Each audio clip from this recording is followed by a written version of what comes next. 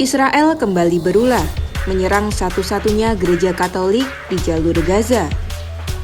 Peluru Israel menimpa gereja Keluarga Kudus dan menewaskan 3 orang serta melukai 10 lainnya yang berlindung di dalam bangunan. Aksi Israel tersebut dikecam sekutunya Amerika Serikat. Presiden AS Donald Trump mengecam tindakan itu. Sementara Israel mengatakan bahwa serangan itu adalah sebuah kesalahan. Duka mendalam pun dirasakan dunia, terlebih pemimpin Gereja Katolik di Vatikan, Paus Leo ke-14. Apa yang sebenarnya terjadi? Mari kita bahas. Tembakan pasukan tentara Israel atau IDF menghantam satu-satunya gereja Katolik di Gaza pada Kamis 17 Juli 2025. Serangan tak terduga itu merusak kompleks gereja tempat ratusan warga Palestina berlindung dari perang yang terus menghantui kawasan.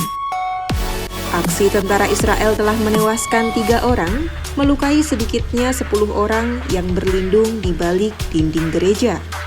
Salah satu dari mereka yang terluka adalah Imam Paroki Gabriel Romanelli yang menjadi teman dekat sekaligus pengirim kabar bagi mendiang Paus Fransiskus ketika memantau keadaan pengungsi selama Perang Gaza.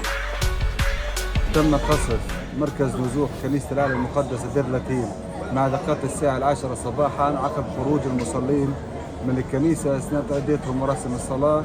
نتيجة هذا القصف تم استشهاد 2 وفي حالة خطيرة ولا زال 2 من الجرحى بخوضوا العمليات الآن في غرف العمليات في المستشفى الأهلي، وهناك ما يزيد عن 5 إصابات تلقوا العلاج داخل الأقسام، بعضهم غادر المستشفى. إضافة لإصابة مجمل النازحين في الكنيسة في حالات من الهلع والخوف. طبعا ما زلنا بنعيش منذ ما يقارب عامين من حالة تجويع ونقص العلاج ونقص الدواء والاستهداف المتكرر والموت المتكرر. Berdasarkan keterangan saksi mata Mosa Ayat, penyerangan terjadi pada pukul 10 pagi waktu setempat. Pemakaman 2 dari 3 orang yang tewas berlangsung pada Kamis malam.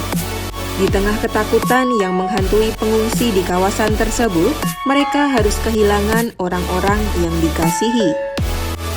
Kehancuran gereja yang menampung umat Kristen dan Muslim itu telah meningkatkan kepedihan di jalur Gaza. Tak ada lagi tempat aman bagi mereka untuk melindungi diri dan keluarga dari bidikan tentara Israel. Sementara itu, militer Israel menyatakan pihaknya telah mengetahui kerusakan di gereja dan menyesalkan segala kerusakan yang terjadi di sana. Penyelidikan sedang dilakukan dengan mengerahkan segala upaya untuk mengurangi kerugian bagi warga sipil dan bangunan sipil, termasuk diantaranya adalah tempat-tempat ibadah.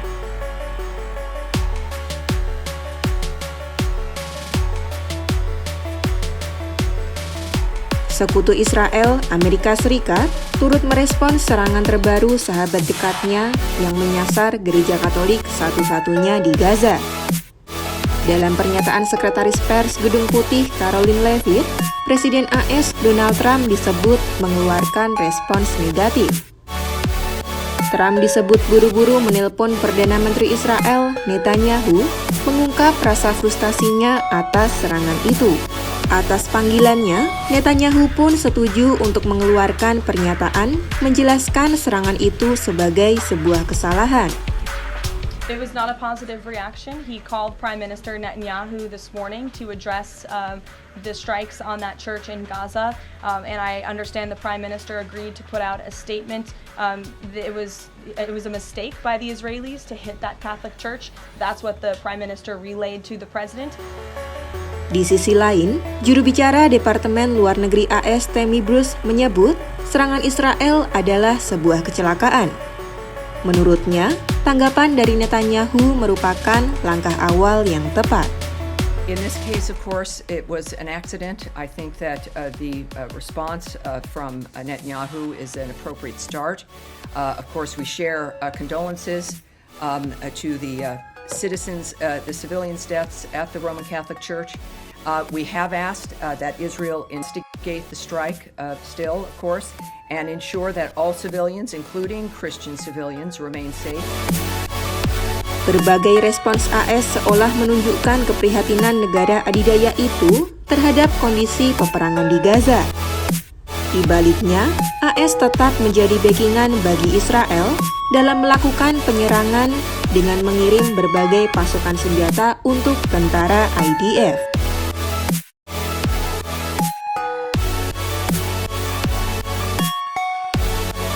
Kabar penyerangan Gereja Katolik Gaza satu-satunya pun sampai di telinga Vatikan. Fakta menohok itu memicu duka mendalam bagi pemimpin Gereja Katolik Dunia, Paus Leo ke-14. Melalui pesan telegram yang dikirim oleh Sekretaris Negara Vatikan, Pietro Parolin, Paus mengungkap dirinya sangat sedih mengetahui adanya korban jiwa dan terluka akibat serangan Israel. Ia kembali menyerukan gencatan senjata segera dan menyampaikan harapan akan terwujudnya dialog, rekonsiliasi, serta perdamaian abadi di kawasan tersebut. Melalui media sosial X @Pontifex, Paus mendesak pihak-pihak yang terlibat untuk mencari jalan menuju perdamaian.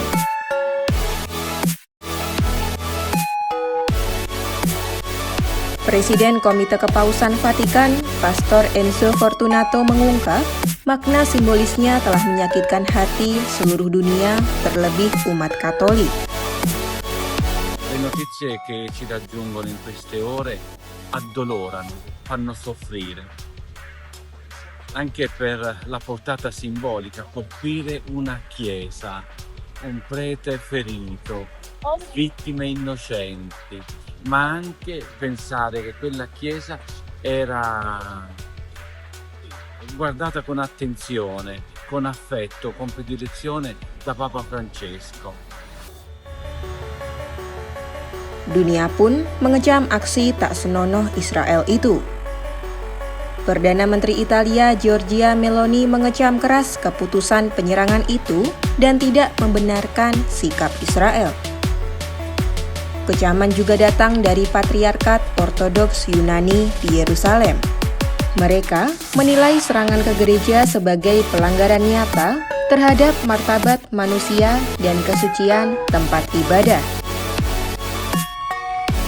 Kesedihan yang melanda Gaza tak kunjung mereda, namun serangan Israel terus menyasar kawasan, meninggalkan jejak kehancuran dalam setiap aksinya.